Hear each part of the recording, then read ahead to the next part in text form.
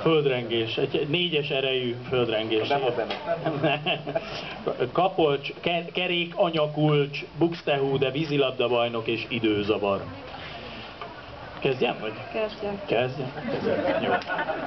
Második nekifutásra ez lett, aztán még egy lett. Na, száraztónak nedves partján buxtehude orgonál, húde, buxtehude, a billentyűn békanyál.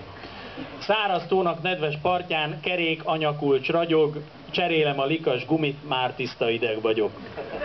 Száraztónak nedves partján vízilabda bajnokok úgy tesznek, mint aki úszik, nem is olyan nagy dolog.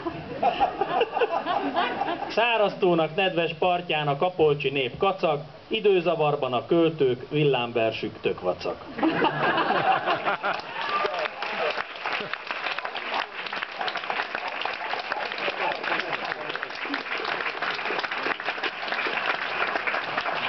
Azt tudja nagyon jó János, hogy van neki egy ilyen versgyára az interneten, hogy az ember ontja a verseket, tehát hogy verseket gyárt.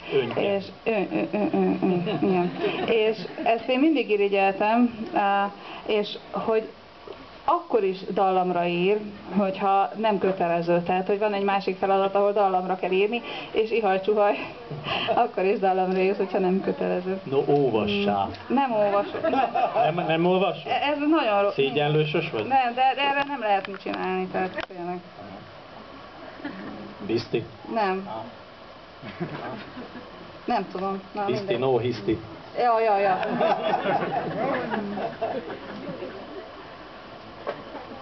Mit csináltam?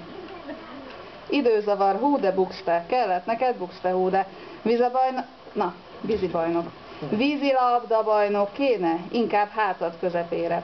Ha defektet kapsz kapolcson, a közelbe kaphatsz olcsón, hogy másokat nem ószerolj, kerék anya kulcsot, szerelj.